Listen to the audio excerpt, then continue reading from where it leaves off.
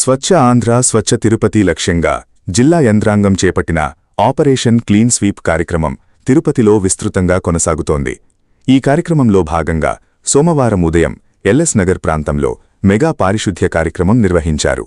ఈ కార్యక్రమంలో జిల్లా collector doctor S Venkateshwar, Tirupati MLA Arani Srinivasulu, municipal incharge commissioner Sharadadevi పాల్గొన్నారు.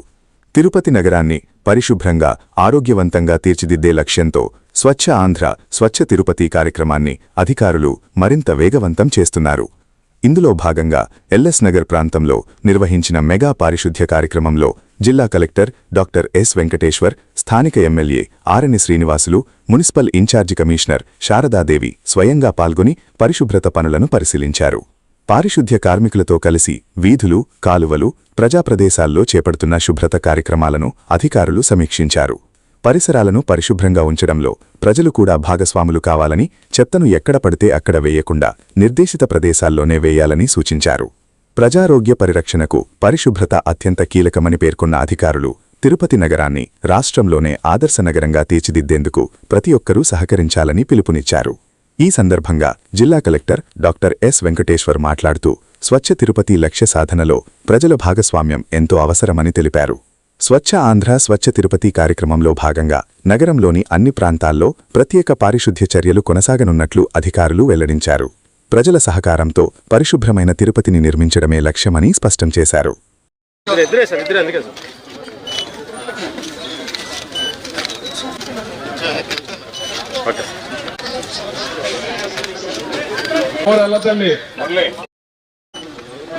కలెక్టర్ గారు, ఎన్డీఏ కూటమి నాయకులు అందరూ కూడా కలిసి, మున్సిపల్ అధికారులు, నగర ఈ కాలనీ వాసులు అందరూ కూడా కలిసి ఈ స్టామ్ వాటర్ డ్రైన్ లో అన్ని వ్యర్థాలన్నింటినీ కూడా క్లీన్ చేయడం జరిగింది. ఈ ఆపరేషన్ క్లీన్ స్వీప్ మొట్టమొదట పోయిన వారంలో లక్ష్మీపురం జంక్షన్ చేపల మార్కెట్ దగ్గర క్లీన్ చేయడం జరిగింది. ఇది రెండో వారం. ఈ రెండో వారంలో ఈ కాలువలు, నల్లాలు, చెత్తలు ఎక్కడెక్కడ బ్లాక్ అయిందో అవన్నీ క్లీన్ చేయడం, ఈ వాటర్ కాలుష్యమైన వాటర్ ఎక్కడ స్టాగ్నెట్ కాకుండా క్లీన్ చేయడం, ఇవన్నిటినీ కూడా మున్సిపల్ అధికారులు దాదాపు 1000 మంది అధికారులతో కూడా ఈరోజు శానిటరీ ఎదురుతో ఈ ఏరియా అంతా కూడా పరిశుభ్రత కార్యక్రమం చేపట్టడం జరిగింది. ఈ యొక్క ముఖ్య కార్యక్రమంలో ఇది నెల రోజులు ఈ కార్యక్రమం జరుగుతుంది.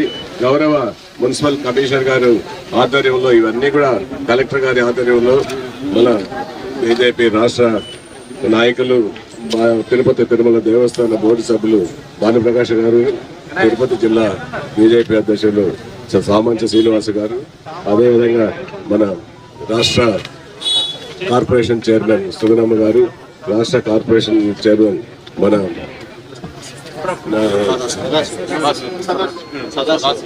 సదాశివం గారు, ఇంకా చాలా మంది పెద్దలు అందరూ కూడా రావడం జరిగింది. ఈ ward division incharge Dhananjaya Reddy గారు, అందరూ కూడా వీళ్ళందరూ కూడా రావడం చాలా సంతోషం అనేసి కూడా తెలియజేసుకుంటూ, ఈ యొక్క కార్యక్రమం నెల రోజుల పాటు జరుగుతుంది.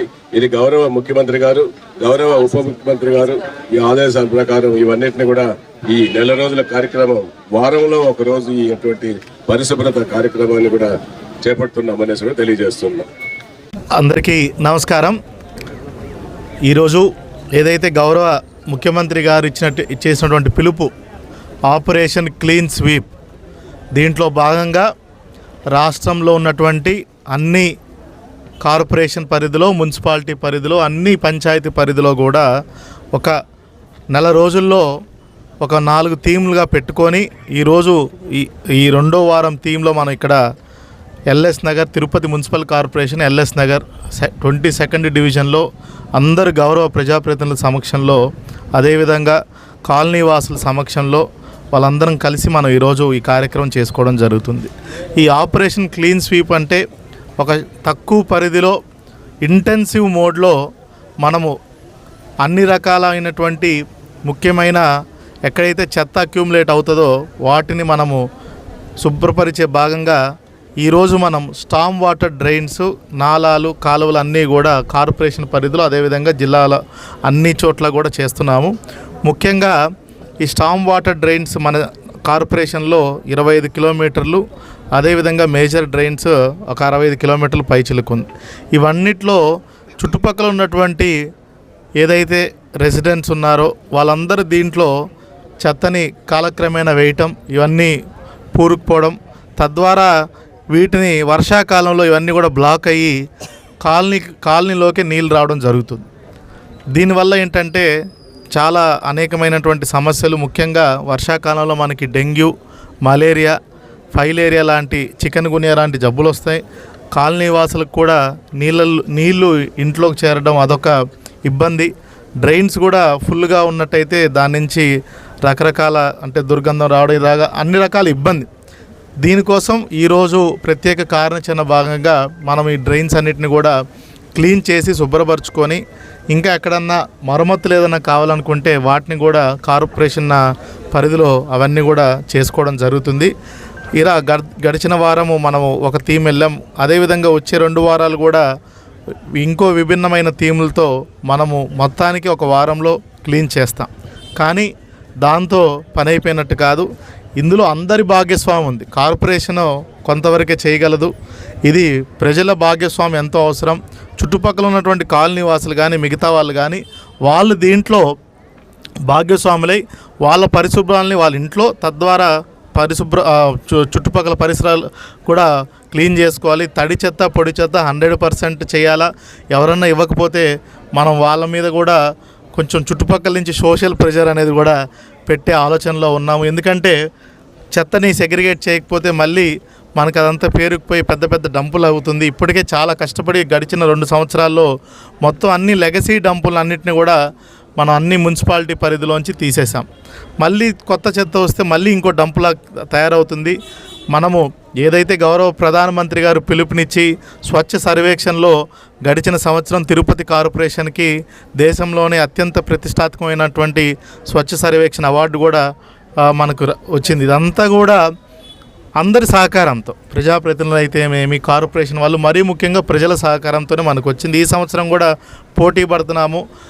సో ఇలాగ అన్ని విధాలుగా అన్ని రకాలుగా మనం చూసుకొని మన ఊరిని మన బాధ్యత కింద తీసుకొని మనం క్లీన్గా పెట్టుకున్నట్టయితే మనకే చాలా బాగుంటుంది. ఇది ఒక ఉద్యమంలాగా మనం తీసుకెళ్ళి మంచి తిరుపతి అంటే ఇప్పుడు ఎంతో ఆధ్యాత్మిక నగరం, ఎంతోమంది వస్తుంటారు. దానివల్ల కొంచెం ఇబ్బందులు కూడా ఉన్నాయి. మనకు రోజు సుమారుగా 2 లక్షల మంది ఫ్లోటింగ్ పాపులేషన్ ఉంటుంది. అయినప్పటికీ మనం నీట్గా పెట్టుకొని ఏదైతే శ్రీవారి పాదాల చెంత ఉన్నటువంటి తిరుపతి మహానగరాన్ని ఇంకా దేశంలోని ఒక మంచి ఆదర్శనీయ నగరంగా మనం తీర్చుకునే బాధ్యత మనందరిపైన ఉందని చెప్తూ సెలవు తీసుకుంటున్నాను. జై హింద్.